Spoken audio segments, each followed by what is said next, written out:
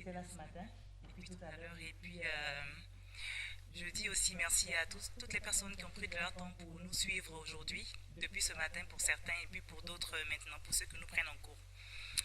Donc cet après-midi, notre panel, c'est le panel francophone.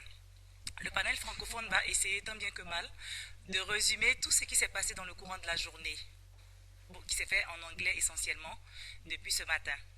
Donc l'objectif principal de ce panel est d'éduquer nos entrepreneurs sur la nécessité d'un plan d'affaires pour la réussite de leurs entreprises. Donc pour ce faire, j'ai ma première question qui va s'adresser à nos très chers responsables du panel demande de subvention et la nécessité d'un plan d'affaires. Pourquoi est-il important d'avoir un plan d'affaires lorsque vous cherchez de l'argent pour votre entreprise? Je pose la question à José et Mélanie. Si vous pouvez déjà vous présenter et puis, et puis répondre à la première question, s'il vous plaît. Merci. Vas-y, me suivre. Alors, se présenter first? Oui, se présenter d'abord, oui. Alors, mon nom, c'est José Farran et je suis l'agente de développement commercial en entrepreneuriat pour la ville du Grand Sudbury. Et je coordonne tous les programmes et services d'appui à la petite entreprise pour la ville du Grand Sudbury. Alors, c'est important d'avoir un plan d'affaires. Puis ce matin, quand on a parlé, on a comparé le plan d'affaires à la construction d'une maison. Alors, quand tu construis une maison, tu as des dessins, il y a un certain processus à suivre. Tu mets la fondation, tu bâtis les murs, tu fais des conduits électriques, etc. Alors, en écrivant un plan d'affaires, ça te force à planifier tes opérations. Et c'est important à suivre ce processus-là parce que comme tu construis une maison, si tu ne planifies pas tes choses, à mesure que tu commences à mettre des murs, tu pourrais réaliser, oh, j'ai besoin de une autre chambre, j'ai besoin de la ventilation ici. Puis ça peut actuellement te coûter plus cher à refaire ton travail puis d'acheter d'autres choses au lieu de prendre ton temps puis de tout planifier en avance. C'est la même chose en affaires, c'est que tu pourrais planifier de faire du marketing d'une certaine façon, puis là, tu réalises que ton marketing ne cible pas ton marché cible. Tu as peut-être acheté un morceau d'équipement, etc., puis là, tu n'as plus besoin ou tu as besoin de quelque chose d'autre. Alors, c'est vraiment important à prendre le temps de planifier parce que, puis comme Nathaniel puis Mélanie vont le dire, un plan d'affaires est nécessaire afin d'être capable d'accéder des subventions puis des prêts. Je vais l'ouvrir à Mélanie. Bonjour, Mélanie Maillé. Je suis agente de développement du Nord pour le ministère du Développement du Nord. Et puis, c'est nécessaire un plan d'affaires. Tout le monde le sait quand tu commences en affaires parce qu'il faut que tu saches quel trajet tu t'en vas. C'est comme une belle histoire que tu es en train d'écrire de comment que ton entreprise va se dérouler. Et puis, quel produit tu vas vendre, quel service tu vas donner, tes budgets, ton marketing, à qui que tu vas te desservir. Donc, oui, le plan d'affaires, puis tu l'as bien dit, puis qu'est-ce que vous avez dit ce matin aussi, c'est comme bâtir une maison.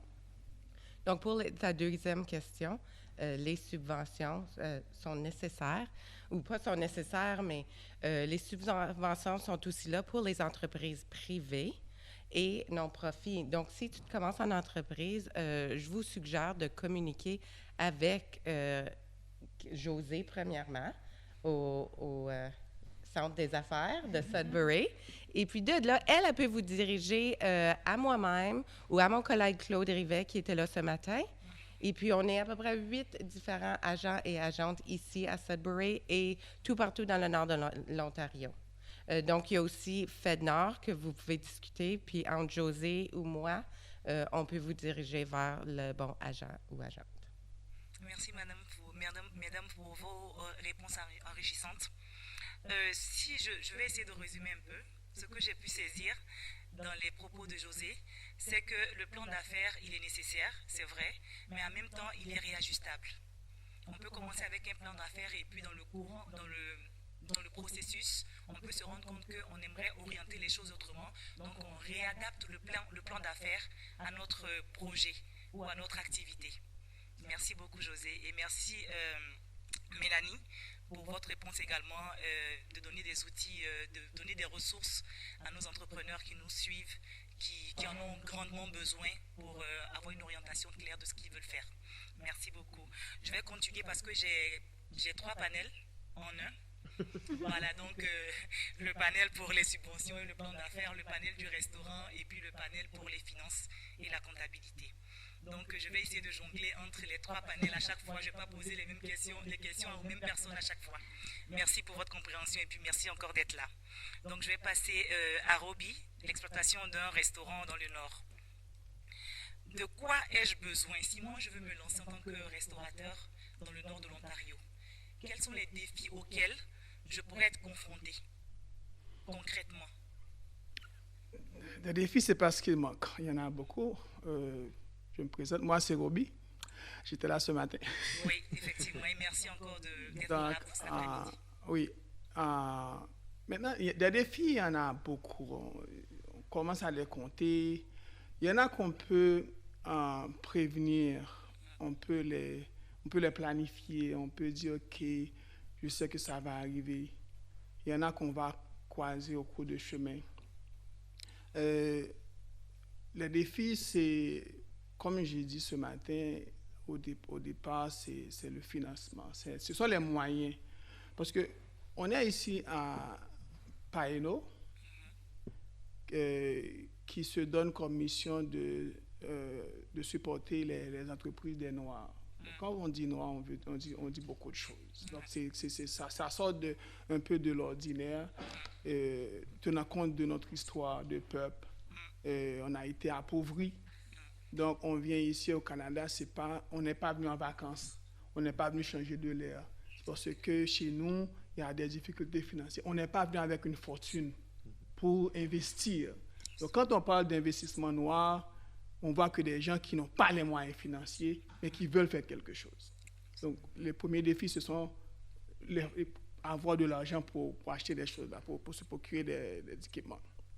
Maintenant, moi, si on m'avait demandé avant de me lancer en affaires, quels seraient les défis, j'aurais pensé peut-être, toutes les démarches là pour enregistrer tout ça. Mais c'est la chose la plus facile à faire, c'est enregistrer, c'est très simple. Moi, j'étais vraiment surpris quand je l'ai fait, c'était 20 à 30 minutes là sur l'ordinateur, c'était fait. Donc, mais quand on sait qu'on va ouvrir un restaurant, essayons de préciser maintenant la question, c'est un restaurant. La première question que le département de santé va te demander, quel type de nourriture? Moi, quand j'ai vu là, je me suis dit, mais pourquoi il me demande ça? Mais je pourrais décider de cuisiner n'importe quoi. C'est après que je me suis rendu compte que certaines nourritures exigent des systèmes que les autres n'exigent pas. Si tu vas frire la graisse, l'huile, ça prend un système d'anti-feu de sécurité. Et ça coûte les yeux. Ça coûte les yeux. Ça, c'est un grand défi auquel, si moi j'avais pensé avant, j'allais de préférence choisir de revendre les cannes là, des cannes vides à 5 sous comme entreprise pour commencer comme ça. Parce que j'ai un petit système de 8 pieds que j'ai payé usagé qui me coûte 35 000 $. Okay. Contrairement à quelqu'un qui va ouvrir un restaurant qui n'aura pas à frire la graisse, qui va faire la pizza, tout ça, il n'aura pas à faire cet investissement-là. Donc, Roby, ces explications-là me permettent de rebondir sur quelque chose. C'est la nécessité d'avoir des autorisations des autorités compétentes. Oh, ben bien sûr, sans ce système-là, vous n'aurez pas le ticket là pour dire que vous pouvez fonctionner. Vous pouvez exercer en tant que restaurateur. Vous ne pouvez pas. Ça prend ça. Donc, j'imagine que ça prend également des autorisations sanitaires. Voilà, oui, mais bien sûr, à part le système anti-feu, c'est sanitaire parce que vous allez cuisiner pour nourrir. Nourrir, c'est la santé. La santé, c'est la mort ou la vie. Ouais. Donc, les autorités ne vont pas laisser n'importe qui cuisiner n'importe comment pour nourrir les gens. Donc, ça prend des systèmes, des lavabos ici, des lavabos à gauche, des réfrigérateurs, les températures, comment stocker. Ça prend une certification, comme on dit en anglais, c'est food handling. Donc, pour savoir comment manipuler les choses là, comment prendre les décisions pour bien traiter les ingrédients, pour bien traiter les produits, pour ne pas empoisonner la clientèle. D'accord. Donc, merci beaucoup, Roby, pour cette première question. Je pense qu'on va revenir là-dessus parce que ce sont des points essentiels pour nos entrepreneurs. Nous savons que la plupart de nos entrepreneurs, des personnes avec qui on travaille, il y a beaucoup parmi eux qui sont intéressés pour se lancer dans l'entrepreneuriat, mais aussi dans la restauration. Parce que très souvent, on arrive avec nos cultures. On ne retrouve pas peut-être les mêmes mets qu'on connaît dans nos pays ici. Donc, on veut apprendre aussi aux Canadiens à manger comme nous. Voilà. Certains qui sont sortis, qui ont voyagé dans nos pays, qui ont goûté nos mets. Quelquefois, quand ils arrivent ici, ils ont besoin aussi d'avoir les mêmes mets. Donc, on a beaucoup qui veulent investir dans la restauration, mais qui ne savent pas quoi faire, qui ne savent pas quelles sont les contraintes, quelles sont les exigences. Voilà, qui existent pour se lancer. Donc, merci beaucoup, Roby, pour ta participation. On va passer maintenant à Nathaniel pour les finances. Donc, les entrepreneurs comprennent l'importance d'avoir un compte bancaire pour leurs entreprises, de disposer d'un système de suivi de leurs entrées et sorties d'argent, ainsi que l'importance de la déclaration d'impôts. Le processus de déclaration d'impôts, ce dont vous avez besoin auprès de l'ARC et ce que vous devez apporter au comptable ou à l'aide comptable. Nathaniel, pouvez-vous nous parler un peu, brièvement, de l'importance pour un entrepreneur d'avoir un compte d'entreprise? Oui, garanti. On a parlé beaucoup à propos de ça une couple d'heures passées. L'important, c'est de garder garder deux différents comptes. Right? Si tu continues à utiliser un compte personnel pour tous tes besoins de business, ça ne fait pas de sens. Right? Et à la fin de l'année, quand ton comptable va venir vers toi pour dire, OK, c'était quoi les coûts personnels, c'était quoi les coûts de ton business, well, ça ne va pas s'aligner. Ça va être complexe, ça va être compliqué. Ton comptable ne va pas être très content. So, si tu commences du début d'avoir deux différents comptes, un spécifiquement pour tes besoins de business, well, ça va simplifier toute la tâche. Right? Toutes les institutions dans le Nord vont être capables d'ouvrir un compte de business. Ici, à Desjardins, on fait ça tout le temps. Hein? So, ça peut être un compte de incorporation, une coopération, right? Ça peut être un sole proprietorship. On peut l'ouvrir et ça sera plus facile pour le comptable d'avoir une différence entre les buts personnels versus les buts de business. D'accord. Merci beaucoup, Nathaniel, pour ta réponse. Je vais revenir au premier panel. Donc, quel est le lien que vous pouvez faire, mesdames, entre le plan d'affaires et l'obtention d'un financement? Est-ce qu'il y a un lien, est-ce qu'il y a une connexion entre obtenir un plan d'affaires viable et réalisable et puis l'obtention de la subvention proprement dite? Tu veux-tu y aller ou tu veux-tu... Ben, toi, tu offres des subventions. Donc, ben, excuse pas toi, mais tu travailles avec ça. Alors, je vais te laisser savoir, aller premier. Oui, c'est très important d'avoir le plan d'affaires, comme qu'on a expliqué dans la première question, parce que là, on peut regarder comme évaluateur des fonds, on peut regarder au plan d'affaires, puis voir comment que ça fait avec quels fonds qu'on peut offrir. Parce que parfois, il y a des entreprises que ça ne va pas fonctionner avec les mêmes fonds que le gouvernement y donne, mais parfois, on peut dire non, ça ne fonctionne pas avec nous, mais je connais cette ressource et vous pouvez aller voir là, puis on peut vous aider. D'accord. Merci beaucoup. Josie a quelque chose à ajouter? J'étais juste pour dire, on a aussi discuté ce matin que si tu as rédigé un plan d'affaires, tu es actuellement capable de faire du copie-collage de ton plan d'affaires directement dans tes applications pour des subventions des fois. Alors, le plan d'affaires te permet de vraiment planifier tes affaires, puis d'être capable de répondre aux questions qui sont trouvées dans les applications. Par exemple, c'est mieux de développer ton idée avant d'aller trop loin dans ton application parce que une application va peut-être te demander, OK, ben c'est quoi ton budget de démarrage? Et à cause que les subventions, la majorité du temps, ne vont pas couvrir 100% de ton projet, tu dois être capable de démontrer où est-ce que tu vas aller pour d'autres fonds. qui peut être une banque, qui peut être une contribution personnelle, etc. Alors, tu dois savoir ces réponses-là. Et si tu es en train d'appliquer pour des fonds de la banque et d'une subvention, ils vont vouloir savoir que tu as planifié ton idée concrètement. Puis je vais ajouter aussi que un plan d'affaires peut varier de personne en personne. Alors, si tu n'appliques pas pour une subvention ou un prêt bancaire, ça peut être un plan d'affaires court pour toi-même, juste à t'aider à planifier tes choses. Tandis qu'un plan d'affaires que tu présentes pour des fonds peut être des fois un peu plus détaillé. Alors, j'ai vu des plans d'affaires de 10-15 pages qui étaient excellents, dépendant de la complexité de l'entreprise. Puis, j'ai aussi lu des plans d'affaires de 120 pages. Le tout dépend de qu'est-ce que tu veux faire, puis encore une fois, la complexité de l'idée. Puis il y a des ressources telles qu'au Centre régional des affaires qui peuvent vous aider. Alors, ça n'a pas besoin d'être une activité difficile. Il y a de l'appui pour vous aider à développer le plan d'affaires. Merci beaucoup, José. Si tu me laisses aussi, est-ce que je peux ajouter quelque Oui, chose à ça? vous pouvez Ouais, ajouter, parce que bien sûr. tu as mentionné des très bons points aussi en termes de financement d'institutions comme nous autres à Desjardins. Il y avait beaucoup de temps aussi qu'il y avait du monde qui est venu vers nous autres pour du financement. S'ils sont plutôt dans les stages du début de l'entreprise. Ça, c'est quand on va peut-être regarder à nos partenaires à le Regional Business Center, right, le centre des affaires, et juste pour mentionner, OK, eux autres veulent avoir du financement de nous autres.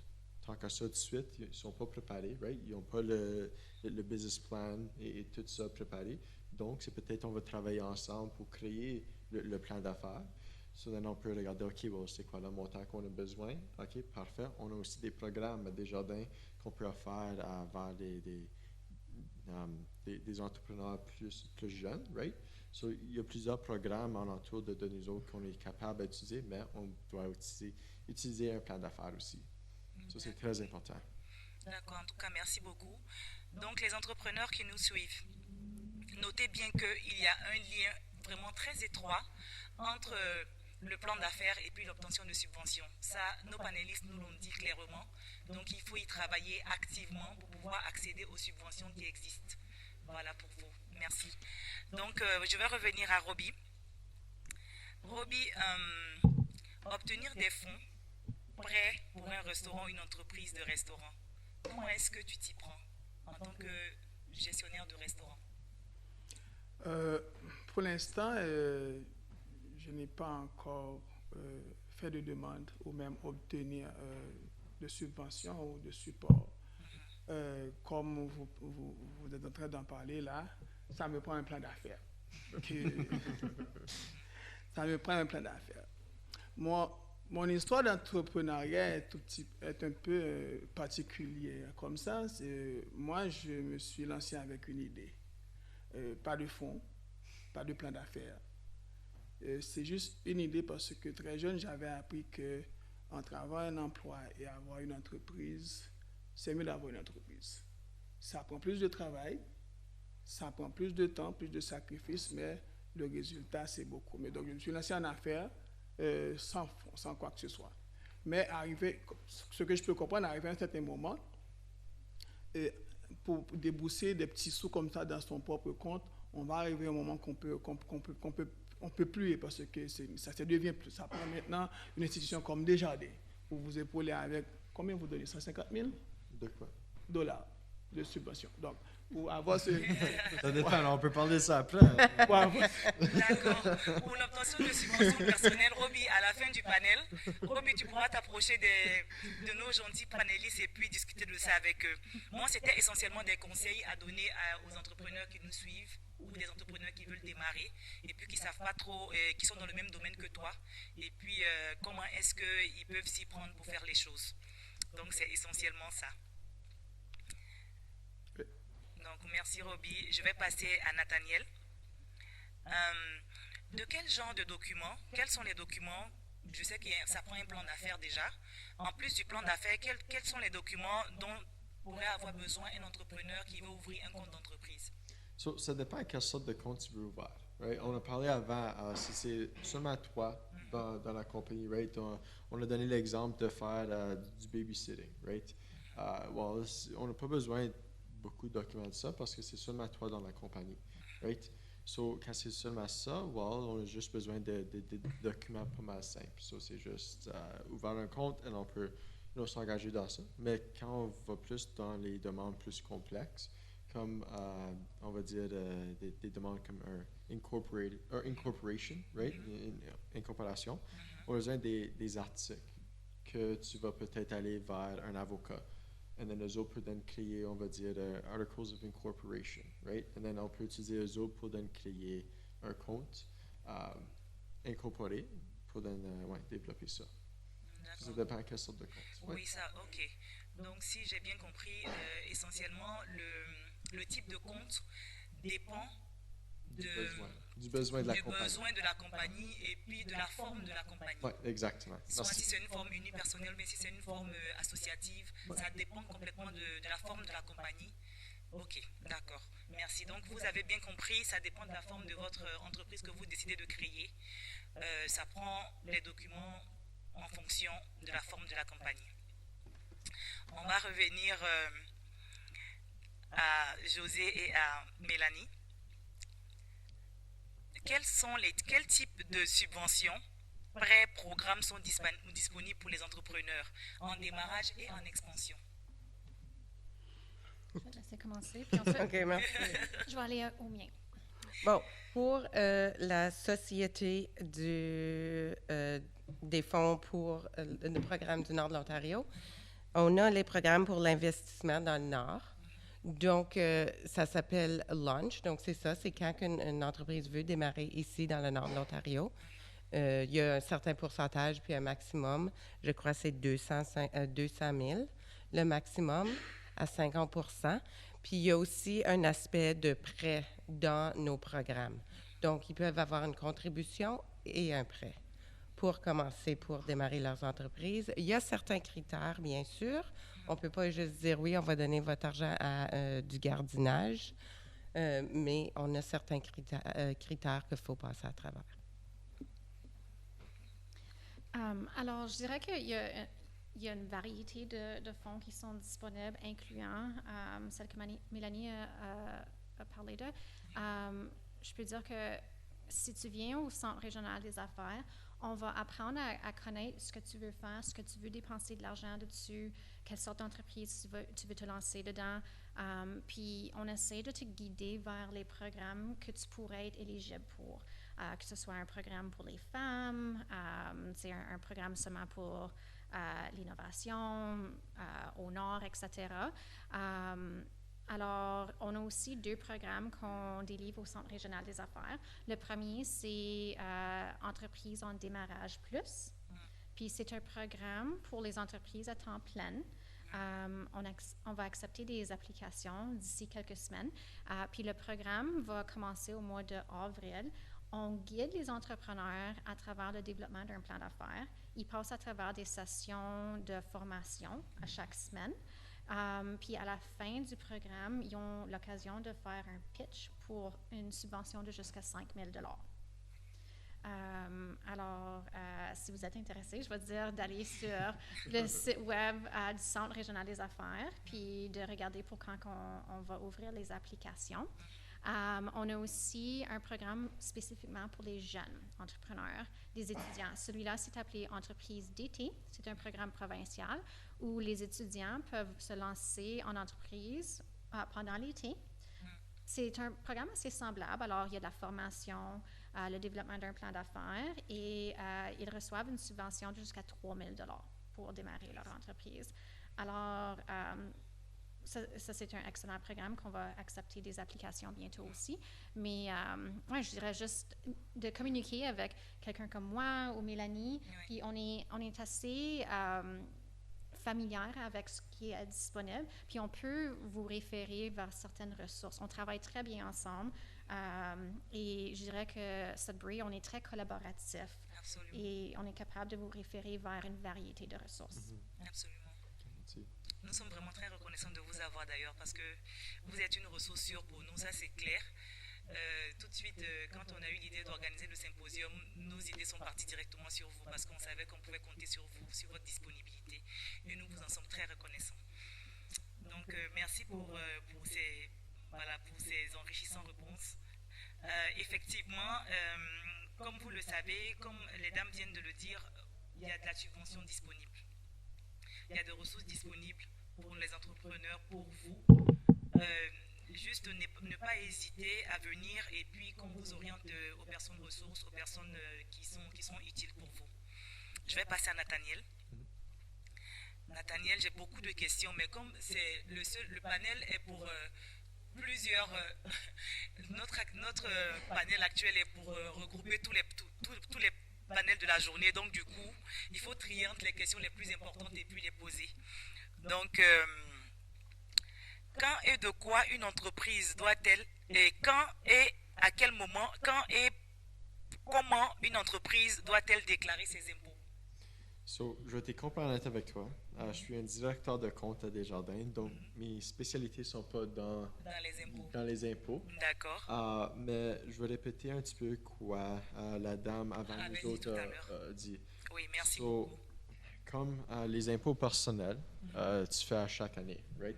Janvier à décembre, tu dois les faire avant, tu dois les payer avant avril, je pense qu'elle a dit. En termes d'entreprise, il y a une date de fin d'exercice, right? So, c'est une date que toi, spécifiquement, tu peux choisir, dépendant de quelle sorte d'entreprise que tu fais. Si tu fais une entreprise saisonnale, comme on va dire, je sais pas, là, du lawnmower, right? Tu coupes l'arbre. Bon, tu vas pas faire ton year-end la moitié dans l'année, parce que ça va te donner plus de complexité, right? Donc, tu vas le faire après la saison, donc peut-être environ ce temps ici. Right? Parce que tu ne vas pas continuellement faire cette spécifique tâche. Donc, tu peux diriger tout ton effort vers les tâches de taxes, d'impôts. D'accord. En tout cas, merci beaucoup pour cet essai, pour cet effort de réponse. Merci. J'apprécie, merci beaucoup. Je vais quand même te poser une question dans ton domaine. À part les subventions qui existent, comme tu l'as si bien noté tout à l'heure à Desjardins, quels sont les services que les banques offrent et qui sont bénéfiques aux entrepreneurs? Oui, garanti. Donc, Desjardins est une institution qui aime aider au monde local. Right? Donc, dans la communauté, on aime donner de l'argent vers le monde qui veut aider eux autres ou même aider à notre communauté. Right? Donc, à un certain moment aussi, on a beaucoup de subventions, beaucoup de différents programmes qui est ouvert à donner, on va dire, aux certains entrepreneurs ou peut-être certains types d'entreprises pour leur aider vers, on va dire, l'expansion. Ou peut-être c'est pour acheter des différents équipements pour leurs besoins internes. Right? Donc, il y a trop de subventions qu'on donne pour moi toutes les nommer. Mais il y en a beaucoup là. Tu peux les regarder vers desjardins.com ou même il y en a un spécifique que moi je suis en charge. C'est un programme appelé Créavenir. C'est un programme spécifiquement relié vers les entrepreneurs plus jeunes, donc de l'âge à 18 à 35. On donne un petit montant de 5 000 de notre part, de Desjardins. Maintenant, on donne un montant proche de 15 000 vers une ligne de crédit. Right? So, ça aide à l'entrepreneur pour commencer vers le crédit. Right? So, quand tu commences avec le crédit, then tu peux, tu commences, right? So, c'est nous autres à essayer de vous aider et même vous autres à essayer nos produits pour voir si c'est une bonne équipe. Voilà, en parlant de crédit, ça me permet de rebondir. Parce que quand on parle de crédit, on parle de taux d'intérêt. Ouais. Voilà, je viens d'un continent où je suis nouvelle arrivante, je suis là, ça fait à peine 2 ans. Donc, où en général, on a des taux de crédit exorbitants dans nos pays. Donc, je ne maîtrise pas trop le système bancaire ici au Canada. Donc, j'aimerais que tu nous en touches un tout petit mot. Parce que si moi, je suis entrepreneur, déjà, j'ai de la difficulté à démarrer ou bien à expandre mon entreprise. Si je dois encore aller vers une banque, parce que c'est ce qui bloque pas mal d'entre eux, je passe sous le couvert de Romy qui est là, je veux des subventions. Les subventions, ça prend beaucoup de conditions, ça prend beaucoup de choses pour les réunir. Je veux aller me retourner vers une banque, mais quel est le taux d'intérêt? Quels sont les taux d'intérêt en vigueur pour les entrepreneurs? Parce que ça, c'est un gros problème quand on doit aller prendre un crédit pour travailler avec. Oui, garantie. So, les taux d'intérêt de suite, right, sont un petit peu différents, on va dire, vers un an passé, right? Le taux a commencé à augmenter des mois passés, mais ça dépend de quelle sorte de projet tu vas faire, right? On va regarder vers une ligne de crédit. Bon, la ligne de crédit va avoir un différent taux d'intérêt de, on va dire, la carte de crédit. Mais, on va dire, je ne sais pas, un cash flow loan va avoir un différent taux d'intérêt qu'on va dire la ligne de crédit. So, ça dépend de c'est quoi ton projet. Et là, on peut peut-être regarder vers le taux d'intérêt pour le projet elle-même. Mais ça va peut-être être plus une conversation vers l'individu elle-même ou même l'entreprise, juste pour on peut savoir c'est qui lui, right, comme entreprise, c'est quoi l'entreprise, c'est quoi ses besoins. Et then on peut aller plus en détail vers les produits. Et then la conversation après, c'est le taux. Le banquier a parlé. Ouais. Parce qu'on sait tous, ça prend bien évidemment un petit fonds quand même. Il faut miser un peu pour réduire éventuellement voilà, le taux d'intérêt qui pourrait s'appliquer. Je voulais qu'on touche un peu ce point-là qui est vraiment une épine dans le pied de nos entrepreneurs. Voilà. Donc, je vais revenir à Robbie. Robbie exerce depuis quelque temps son restaurant. Est-ce qu'il est facile, est-ce qu'il est aisé d'avoir les produits dont vous avez besoin pour faire les repas et tout? Est-ce que ça prend beaucoup est-ce qu'il y a de la difficulté à avoir des produits frais du terroir pour faire les repas? Oui, on a spécifiquement, moi personnellement dans mon menu, je sers le poisson qu'on a red snapper. Donc, il n'y a pas de fournisseur de ça ici à Sudbury. Donc, il faut aller soit à Toronto ou à Montréal pour s'en imposer. Donc, c'est ça la difficulté. Mais pour d'autres produits comme les végétaux comme ça, là, il n'y a pas de problème parce qu'on les utilise rapidement.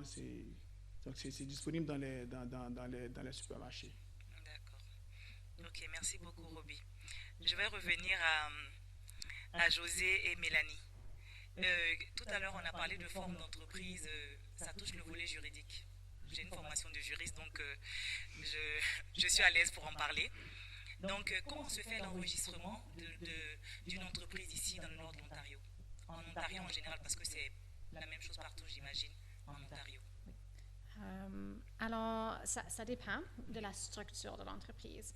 Alors, si tu es un propriétaire unique ou un partenariat, ça se fait à travers la province de l'Ontario. Puis, actuellement, on peut vous appuyer à faire cet enregistrement-là. C'est fait en ligne. C'est un coût de 60 $ pour enregistrer ton nom d'entreprise. Puis, c'est bon pour 5 ans. Qu'est-ce que ça veut dire? C'est que toi et ton entreprise, vous êtes une entité. Puis tu vas réclamer le tout sur tes taxes personnelles à la fin de l'année. Alors, c'est un processus assez facile. Puis tu peux aussi choisir une différente structure juridique qui est une incorporation, c'est le slang.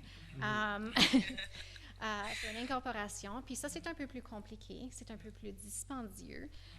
Si tu le fais toi-même, puis malheureusement, on ne peut pas vous appuyer à notre bureau parce que c'est des papiers légaux, mais on peut vous pointer vers les formulaires à faire, mais c'est environ 360 $ si tu le fais toi-même, mais on recommande toujours de le faire avec un avocat puis un comptable.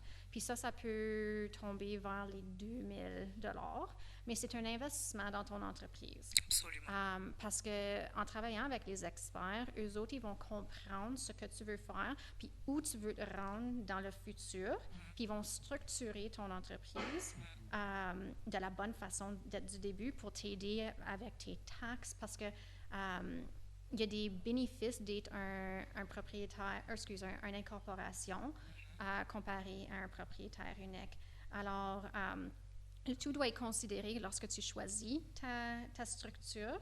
Tu dois penser à le liability ou le risque. Alors, est-ce que tu veux être un propriétaire unique avec ton entreprise ou s'il y a beaucoup de risques, tu veux peut-être être une incorporation. Puis aussi, un point où que ça fait du sens à devenir une incorporation dépendant de ton revenu. Parce que, comme j'ai dit, il y a moins de taxes à payer comme une incorporation comparée à un propriétaire unique. Alors, il y a beaucoup à considérer. Ouais. On peut, vous guider en général quand ça vient à ça. La décision est la vôtre, mais on peut vous passer à l'enregistrement d'un propriétaire unique chez nous, à notre bureau ou en ligne, et au moins vous guider vers les bonnes ressources si vous voulez être incorporé. D'accord, merci. Donc, pour enregistrer l'entreprise, ça prend une démarche légale, une démarche vers des avocats, une démarche vers la ressource qui est José, qui est multitâche. Merci José d'exister. Donc, ça prend de s'approcher de José, de la structure de Sudbury Regional Centre, pour avoir les ressources, pour savoir où aller et puis se munir du financement aussi qui va aller avec, parce que ça coûte cher les avocats, donc voilà. Je vais revenir à Nathaniel.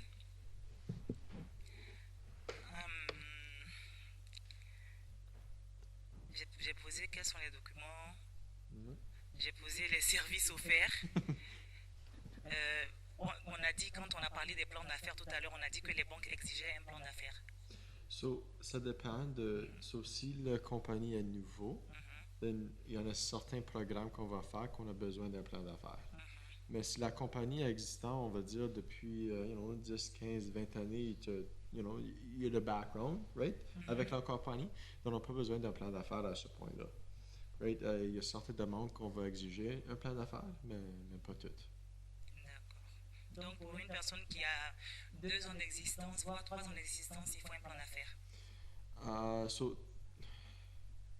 Ça dépend quel produit que tu veux appliquer pour. 3 ans, tu as déjà 2 ans 2 ou 3 ans d'expérience, oui. de finance, right? So tu es correct de ce point-là. Mais ça dépend de quelle sorte de produit qu'ils vont appliquer pour. D'accord. Donc ça dépendra du besoin. Exactement, oui. Essentiellement. Merci. Donc je reviens à Roby. Roby, je suis femme noire, j'ai pas d'entreprise, je veux me lancer. Quels sont les conseils que tu pourrais avoir pour moi? Se retrouver ici à Sudbury en tant que noir, ça prend dès le départ, comme tout le monde le fait, avoir des compétences professionnelles pour avoir un bon CV pour aller sur le marché de l'emploi. Mais la réalité aussi, c'est que des fois, même avec le CV, on ne trouve pas cet emploi. Donc, on attend, on espère, et puis on dit que Sudbury n'a pas la capacité de retenir les gens qui y viennent, ils retournent là d'où ils viennent, donc ça prend autre chose. C'est pour ça que c'est de cette sorte que moi, personnellement, je me suis lancé dans cette aventure de promouvoir l'entrepreneuriat. Donc, pour moi, se lancer en entreprise, c'est d'abord avoir l'envie. Avoir l'envie et à partir de cette envie, on développe une idée et puis à partir de cette idée, on se lance avec les petites ressources jusqu'à ce qu'on va retrouver les spécialistes qui vont nous aider avec les plans d'affaires pour approcher les banques. Donc, une femme noire qui veut se lancer en affaires, d'abord, il faut voir qu'est-ce qu'on a à offrir, qu'est-ce qu'on peut offrir. Je connais une jeune dame là qui fait le coucher là. Elle s'amuse, ça fait quelques années qu'elle fait ça. C'est sa passion. Et je lui dis, mais maintenant, tu es prêt pour offrir ça au public. Je connais aussi une dame qui fait du vin ici à Sudbury. Et je lui dis, mais je suis allé chez elle, il y a t'as une installation. Je dis, mais qu'est-ce que tu fais avec ça? C'est une passion. Mais non, avec tout ça là, tu peux te lancer en affaires pour offrir ça au public. Donc, il faut d'abord savoir qu'est-ce qu'on a déjà qu'on peut offrir, qu'on peut vendre. Donc, se lancer en affaires, c'est la meilleure décision que quelqu'un peut prendre. Merci beaucoup, oui. Je Pourrais-tu pour le donner partage. mon avis aussi? Si vous voulez vous lancer en affaires, gênez-vous pas de parler aux ressources que vous avez. Il y a plein de ressources ici à Sudbury. Puis on est humain aussi. Même si je travaille pour le gouvernement, on est humain. Donc, Absolument. viens nous parler, Merci. puis on peut vous diriger aux bonnes places. José, moi-même, Claude qui était ici ce matin. Donc, appelez-nous, puis on va vous aider. On est là pour ça. Merci beaucoup. Nous sommes très reconnaissants de vous avoir avec nous. Absolument. Donc, je pense qu'on a un peu fait le tour. Je vais donner la parole à nos chers panélistes de nous dire un dernier mot à nos entrepreneurs et puis à nous-mêmes. Nous sommes un jeune programme. Nous avons besoin d'appui, d'accompagnement. Déjà, on bénéficie beaucoup avec José, avec Mélanie. Donc, si vous avez des mots de fin, voilà, à notre endroit, à nous-mêmes et puis à l'endroit de nos entrepreneurs qui sont connectés aujourd'hui. Encore, c'est à mon mot de fin. La communication, appelez-nous. Il y a des fonds pour vous aider, que ce soit une contribution ou un prêt. Aussi, Desjardins, il y a beaucoup de prêts. Mais on va vous guider que si c'est une idée qui ne va pas fonctionner, ou on peut vous donner des idées que, peut-être si tu tournes un peu ce bord ici, ça va fonctionner. Je sais que le Centre des affaires, il y a plusieurs ateliers. Et puis, il y a aussi plusieurs programmes à vous aider à bâtir votre plan d'affaires. Puis moi aussi, je vais parler des ressources, puis d'encourager les gens à ne pas travailler seuls.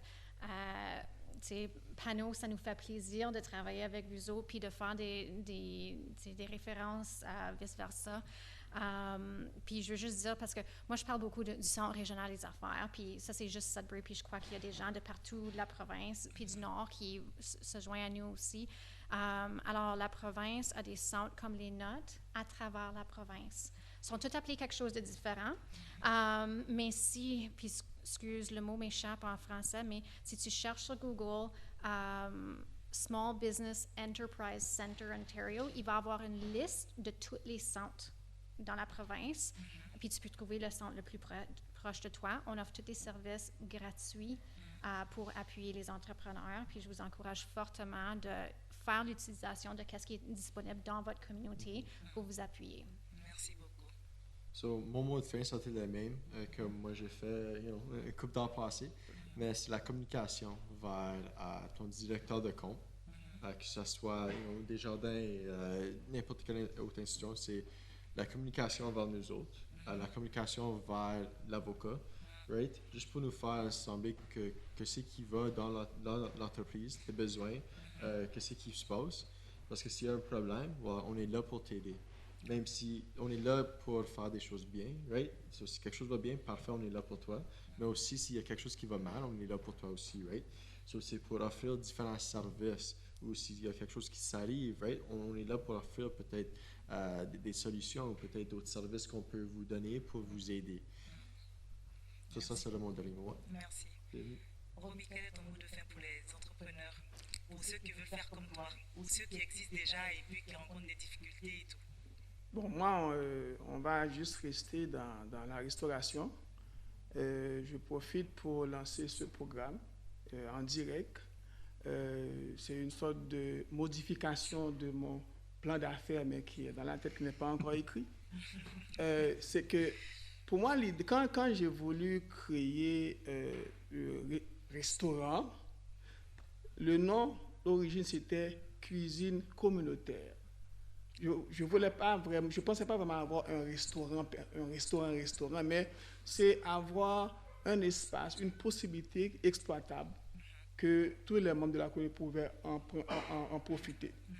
Donc, moi, si je savais ça avant, peut-être que j'allais pas vraiment me lancer dans ce grand investissement.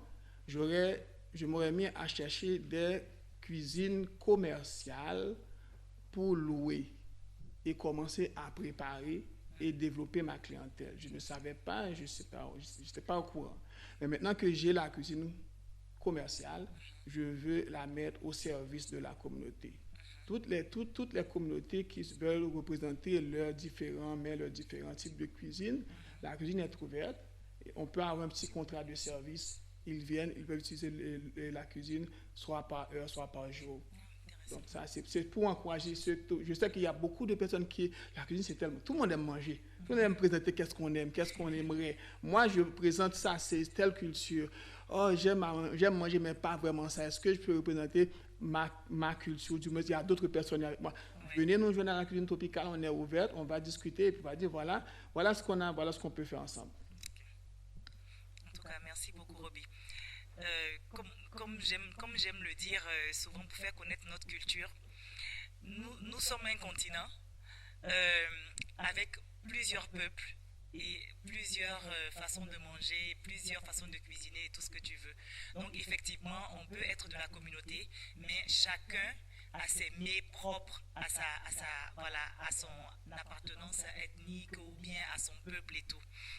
Donc effectivement, on peut venir de la même communauté mais ne pas avoir les mêmes besoins culinaires et tout. En tout cas, je dis un grand merci à nos panélistes ici présents. Voilà, à José qui était là depuis ce matin, c'est une reconnaissance et une gratitude infinie à son endroit, à Mélanie qui a pris de son temps pour être là, à Robbie qui est là aussi depuis ce matin, qui a fait 2 panels, pardon, le panel du restaurant, 2 panels comme José, et puis Nathaniel aussi, qui a bien voulu nous gratifier de sa présence avec 2 panels aussi. Vraiment, infiniment merci à tous. Et puis on espère que nos entrepreneurs, les ressources qui sont disponibles, qui accompagnent aussi les entrepreneurs, vous avez beaucoup appris de cette belle journée de notre symposium. C'est la première édition. On en aura d'autres, c'est sûr. Et puis, merci à tous et au plaisir de vous